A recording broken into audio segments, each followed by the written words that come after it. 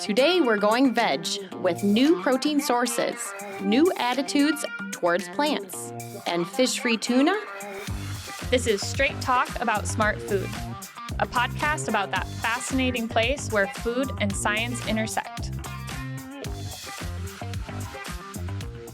Hello, welcome to Straight Talk About Smart Food. I am Sarah Gutkowski-Fisher. I'm the Food Technology Manager at MGP Ingredients, and I'm really excited to introduce our other guests today. We have Rachel.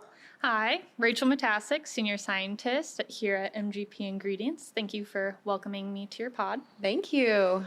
And I'm Yvette Hirang. I'm the Culinary Innovations Manager and R&D Chef. Awesome. So we are food scientists and chefs here today in this interesting pod setup. Isn't this really cool? Pretty It is cool. fun. Yeah, man, I can't believe that they put this all together so quickly. In our lobby. Right, in our lobby of our tech center in the heart of Atchison, Kansas. And we're here just talking about one of our favorite subjects. We're all foodies, love talking about Definitely. food and trends. And one of the really cool trends right now is plant-based. Plant-based. Yes. It's a big one. Yes, exactly. So, Yvette, what do you think about plant-based? What is plant-based? Okay, what is plant-based? So it's an alternative. Like right now we have plant-based meats. Like we can substitute real meats with vegetables. There's vegetable-forward alternatives. And plant-based made out of wheat, pea, or soy can be isolates or textured proteins. Awesome. And also concentrates. And concentrates. There you go. I have to concentrate next time and remember that. So a lot of people choose plant-based. Sometimes it's because of sustainability, how they feel about the world and the future of the world. Is it about human health as well? So I was wondering if, Rachel, you want to touch on, the health part of plant-based. Yeah, I think there's a lot of people that are definitely making that switch to plant-based as they have that perception of maybe cutting back on animal proteins or animal-based products like yogurts or even like your smoothies and going more towards plant-based and how that can help your nutrition and have a better just outcome and satisfy that satiety that you have when you eat protein ingredients, but then also, like you said, having that different environmental impact with eating plant-based foods compared to animal-based. There's a lot of reasons that people are choosing to go more plant-based or at least limit some of their animal product intake. Right. So there's a lot of different individuals, whether they're vegans, vegetarians, flexitarians. I think there's quite a few others. Were there others on the list I missed? Yeah. No, sorry, not that you missed. I think flexitarian is a funny one because there's those different categories that people think of when they think flexitarian. So some of them can be people that only eat one type of meat, like they're just cutting out red meat, but they'll still eat chicken. Or people that are particularly pescatarian and eating seafood. And then there's also flexitarians in the category of people that are just cutting back the amount of animal proteins that they're eating, but still having that variety of animal proteins that they will intake. So who is eating plant-based foods? It seems like, Yvette, you've done some market research on this. I have, and if I may, I have a cheat card over here because there's a bunch of numbers, and you know me and numbers. I cannot memorize all of them. So the plant-based industry is huge. As in, like, just for plant-based meat substitutes this year, a market research company reported that the sales for 2023 is $1.46 billion. Billion. Just for the meat substitutes. Other categories are not included. And then they forecasted in 2028, it's going to be 1.8 billion and up to $2.6 billion in 4 years. So it's really big. And also in that study, it said 46% of plant-based consumers are millennials. Oh, wow. Yeah, and then next to that, at 41%, is the Gen Z population. And coming in third at 39% is the Gen X. And coming in clutch is the boomers. Like 27% of boomers are interested and are trying plant-based alternatives, which is interesting because coming from the food service, when this first came out, it's focused more on people wanting a cleaner diet. It's more for health reasons. And then suddenly, with technology, social media, millennials have a lot of access to information, and they are all like looking at the impact on the planet. And so from health concerns, it evolved to, like you said, being environmentally conscious and responsible. And so the consumption of plant-based meats and non-dairy, other categories, it's kind of evolving. So I think it's getting bigger as we move forward. And with innovation, who knows? Maybe plant-based might take over? Yeah. Probably. I'm surprised to see about I thought Gen Z, like you said, about their social media and everything, they'd be out on top in front of that meat substitutes. Well, I guess because most Gen Zs ask their Gen X parents to buy them for them.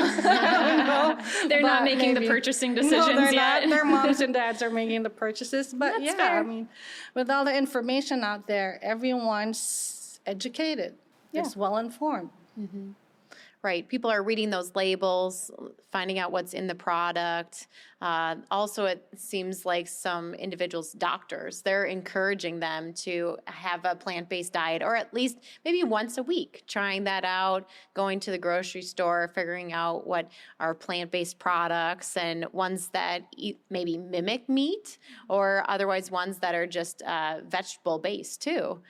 So do you guys have any favorites of the plant-based items out there, of, what's the best part of them and maybe what's lacking? What are things that we need to do?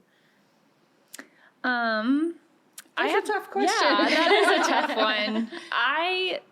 Working in the space, I've tried a lot of them. Some of the ones that I really like tend to be those textured soy protein ones.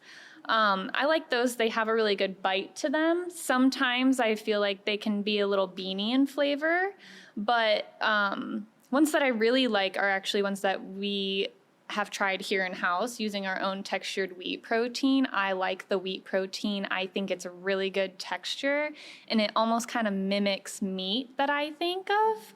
And it has, I think, a blander flavor than what we see with some of those textured soy products. We've had some others that we've tried in-house. Yeah, it's like my favorite so far are the ones, I'm sorry, it's wheat-based. Yeah. For me, it kind of resembles the look and feel of meat, but then again, I'm kind of struggling around flavor. There's not a lot out there that has the right flavor. Like you said, it's probably because of the odors and the off flavors that other people are like having a hard time masking.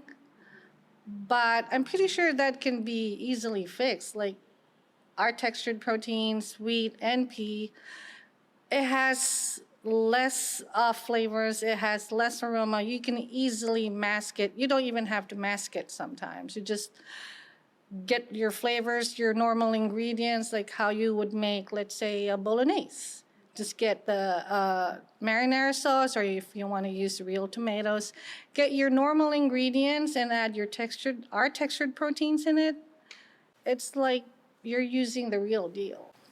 So you make very good products with these because you are obviously like a to think chef. so. Have you had any of these products in a restaurant that you've tried? Any plant-based meat alternatives that you've gone out to eat? Okay, I would like to share a secret with you. No judgment. I have bought one of the plant-based burgers that are out in the market today from a fast chain. I know, chain. But I was actually impressed. I didn't expect it to taste like charbroiled burger patties. It was pretty impressive, but again, it's not made with my preferred wheat. Yeah. But there's still a lot of room for improvement, and I guess that's why we're here. Yeah. To improve on what's out there. But yeah, more on, even though we've moved on from patties and nuggets, there's a lot of other meat alternatives out there. But I think chicken being the most popular, there's one plant-based chicken nuggets that I like. And I guess that's what's popular right now in the market. So In the frozen section, yeah, there's a Frozen lot section. of frozen and refrigerator section plant-based alternatives that are coming. But interestingly, I think 2023, we saw a big jump or introduction of shelf-stable plant-based ingredients. So that's been really exciting. Have you tried any of these ingredients at a restaurant or any of these plant-based alternatives at a restaurant? At restaurants, yes, restaurants and also in the grocery store too. And I always prefer ones that are similar to the meat-like texture. What I'm used to consuming, and I want to make sure that I have a similar bite and also number of chews. As a food scientist, personally, I guess I really analyze my food when I eat it. The first initial bite, or getting into sensory science too, and like we do here at MGP as well, when we have little sensory studies as well, where we have our panelists, consuming the same product the same way. So anyways, Not all as experienced as you. I don't think they're all counting their number of chews, No, but it's fine. we get some really good feedback. You have to have everyone's nonetheless. feedback of how Yep. they write and their preferences too. So we were talking about the different protein sources that can be used to make these meat alternatives. Rachel, I wanted you to go into a little bit more in depth on these protein sources, especially because you work with them a lot, all the different sources of proteins and how they do well in the extruder, that kind of thing. Yeah, there's, as we had talked about just a little bit earlier, we have textured wheat proteins, textured soy proteins, and textured pea proteins are mainly the ones that we see on the market. Textured soy is huge, just because soy has been globally recognized within the diet. It's widely accepted. It has not as off of a color. It's pretty white in color, so it can be easily incorporated. It functions really well. As I said earlier, it has a really nice bite. But specifically here in America, we see a lot of consumers are steering clear of soy as it's a Big 9 FDA allergen. And there's just some concerns where people are trying to steer a little away from soy. But then we have wheat, which we know has complications with gluten intolerance or celiac disease, and it's also a Big 9 allergen. Although it texturizes really good and has my favorite flavor of a textured protein, there are some complications there. So with some of this, we're seeing resurgence of other protein sources or novel protein sources that are coming into play that we could use for these textured sources, or we could use in other plant-based alternatives such as dairy. Some of those can be like pea is coming up on the market. It's really popular. But then there's others that have implications like canola protein. It has more of a sustainability impact compared to like soy or wheat. And it has really good nutritional value. But some of these proteins, like a canola, have limited functionality, or they have smaller molecular weight proteins, which limit their ability to make these really nice textures in an extruder. So using a combination or another kind of protein source can be helpful there. Also, cost is a really big issue when we're looking at these consumers that want to eat plant-based. It's actually the number one reason that people either are not repurchasing plant-based alternatives or that they just won't try them to begin with, is that, with rising inflation, people are a little tighter on their money and they're not taking risks at the grocery store. So while we have a lot more variety and options in the grocery store, people aren't going to make that risk, and they're going to purchase something that's familiar to them. So some of these alternative sources are high in cost. So it's not really helpful currently to be utilizing a lot of these novel sources that are higher in cost, which is where soy and wheat are still really appealing here on the market. There's some other protein sources that are a little more niche that we've kind of thought about a little bit. There's algae proteins like spirulina, again, kind of used in tangent with other proteins like soy or wheat. They're really small molecular weight proteins, like I said earlier, so they don't make really good structures, but they have nutritional value and they're really sustainable. And then we have insect proteins, which are, again, animal-based, but they are a novel source that are coming into the market. And I think there we just have a little bit of consumer acceptability here in North America, at least. The yuck factor. Yeah, the yuck I heard. factor. We have to get over the yuck factor Yeah. of adding cricket protein kind of thing. Yeah. Yeah. So other than that, there's just a lot of other novel sources that we are already familiar with: sunflower, canola, almond flour. So Now there's looking secret sources too, I'm sure. Oh yeah, we won't get into a lot. She keeps it locked in her vault. Right, yeah. And Yvette, I saw you shaking your head when she was talking about allergens, because you have experience in the restaurant business and also in schools too, and making meals for children that are healthy and still tasty. So I wanted you to touch a little bit on that, why you were agreeing and nodding when Rachel was talking about sources. Yeah, so like when this became like popular, plant-based meat alternatives, we were using wheat and soy, and then allergen issue came up, and that we can no longer just like overlook. So the answer to that is our pea protein, textured pea protein, which have been successful so far with our customers, and it just addresses that issue. And it has similar, not exactly the same, similar attributes to wheat, like mimicking the texture and bite of meat. It's possible. And the textured pea comes in different sizes. You can make big chunks. You can make granules for ground meat. So I was really excited about pea protein, one of my favorites too, because it just checks all the boxes: non-GMO, major allergen-free, and it just replicates meat easily. And you can make it taste good, and the off aroma and flavors, there's really very minimal off flavors in our pea. So like, it's actually my favorite now. So Awesome. And so with these different textured proteins called Proterra, so we have all these different varieties. And so when we're going through different meat mimickers, a lot of times, right, we go to the patties, the nuggets, but now we're getting more into seafood. We've been seeing a little bit more, and I heard, Chef, that you have some treats for us today, something to snack on. yes, so I was hungry this morning, and I brought food over for this podcast. So Thank goodness. you're welcome. Don't know if you can hear my stomach rumbling. Well, actually, I did hear it. Oh, so good. I'm like, good thing I made something. So like recently, there's been a demand for innovation. Like people want something different, and now plant-based seafood is coming up. It's becoming more popular, so why not make something seafood with our Proterra?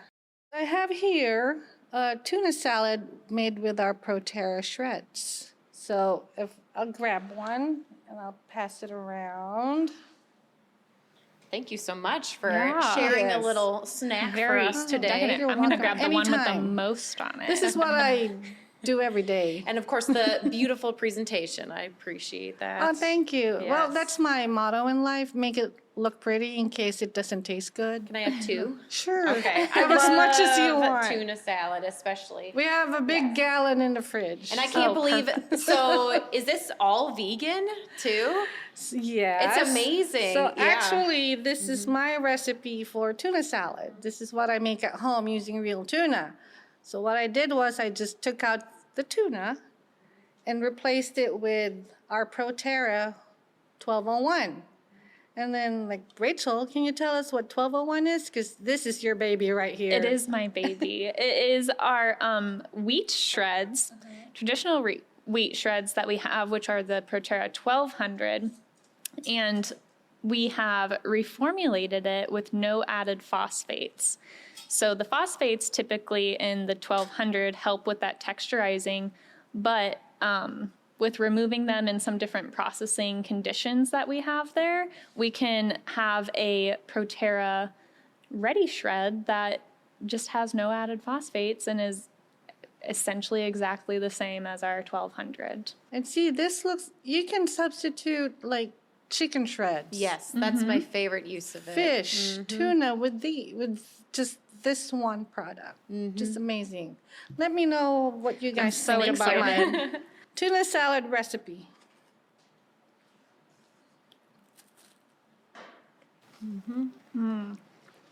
I always like the brightness that you also add to the dishes, chef, so thank you. And it's not too fishy either, but it still has that same texture, when you're actually biting into the meat or non-meat flakes. The meatless. Right. So And- like, people who don't like to eat fish, seafood, because of the taste, the smell, or for whatever reason, they can eat this. Because I didn't use any fish flavor in there, like from real fish. It's like actually yeast extracts that is made to taste like fish. So there's no fishy anything in that I recipe. get nervous to prepare fish at home sometimes. And I also don't like when my whole house smells like fish afterwards. So this actually Yeah. would be a really good alternative to use at home. Yeah. No one would even know that it's not tuna. That's the secret. Yeah. And my favorite part about these new wheat shreds, they have nice long shreds, like Yvette was mentioning. You can use it for other uses, like chicken. So I love putting this into chicken nuggets, or you could do chicken salad as well. So yeah, it's awesome. Super versatile to have just by itself in a salad or in a formed meat as well. Also, I don't know if you've noticed this too, but it just hydrates so quickly too. So ease in use is just awesome. It doesn't have any extra pre-hydration really needed. Exactly. So that bowl of tuna salad only took me 5 minutes to make. Just heat up water in a microwave and just add that to the textured proteins. Add the rest of the ingredients, mayo, celery, lemon juice, lemon zest, onions, a little bit of white pepper and salt, and voila. And you have a tuna salad right there. And it only took you 5 minutes. That's because you're so good at chopping. Vegetables really fast. One of the best things to watch is a chef chopping vegetables. Yeah, it's a good Is thing that my nails mesmerizing. are short right now. I was going to say it will take me 5 minutes just to weigh them out.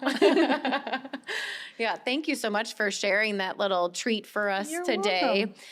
Do you have other favorite dishes to make with ProTerra? Well, actually, I think whatever dish you want to make, you can substitute the meat with ProTerra. I'm like, just name it. ProTerra can make it. We can make it with ProTerra. Like even like Korean barbecue, like you have those like slices or chunks of beef. We can make it with ProTerra. Just put in a good binder, form it up, put flavors in it, cook it like real beef. And there you go. There's actually a lot of possibilities for our textured proteins. So, ProTerra, we also have the textured pea as well. Have you tried putting the textured pea into this recipe before? Not with the tuna, but with the tamales. And same deal, you just grab the textured pea shreds, you add water to hydrate it, and all the flavorings you need in the tamales, and just make the masa, put the filling in there, steam it. It's just like cooking regular food. Like a lot of people are scared of like textured protein products out in the market on shelves that are dry. And like, how do I cook this? Is it like beans where you have to soak it overnight? You don't. Sometimes all you need is 2-3 minutes. Cook it, just heat it up, and you're ready. I think that's going to be next on the market, honestly, is, putting maybe a QR code on the package of these meat alternatives with recipes or ways to prepare it, or just more information on how to prepare these, because that is a big factor, I think, of why people are nervous, especially with the shelf-stable ones, to try that, is they don't know how to prepare it. It's something different, and they don't want to mess it up. So Yeah, and some people are wary about like what's coming up now, like cultivated meat, 3D printed meat, something like, what is that? Do I need a scientist in my kitchen to make this for me? Like, not really. But so what do you guys think about cultivated and printed meat? Well, cultivated meat is still animal product. It's just taking the animal out of the equation of the meat. So I think that hits a different kind of segment of people, especially when we look at this market. I think really the people that are switching to more plant-based or cutting back on their animal protein intake for sustainability reasons or environmental, or maybe it's because of nutrition reasons. I think they have that little niche of a market where they're not cutting out the animal-based proteins because of welfare or other issues that they have with that. And that's where cultivated meat could come in. And also the animal welfare issue then goes away as well, because you're taking the animal out of the equation. But then we have to come back again to cost. Cost, price. That's a big driver in like It is the driver. plant-based. Besides taste and texture, too. Yeah. Everything always has to taste great. Top 3. Yes, exactly. And that's where sometimes I think about plant-based 1.0, plant-based 2.0. You know, we're in that 2.0 version right now. We're trying to make everything taste really good, have that same texture. So then there will be repeat buyers. So is 3.0 3D printed meat? there we go. It always could be. So Homework. it seems like there's a lot going on in the plant-based world. It's evolving, it's growing, it's really exciting. There can be challenges, but that's what I love having here at our team, that we have expertise in the sources, how to make the protein, how to apply it, and then add flavor and flair and presentation, and making sure that there's those repeat buyers. So thank you so much for joining us today on Straight Talk about smart food. Glad to be here. Yes, We're thank you. pod pals now. Yes, in our pea pod here.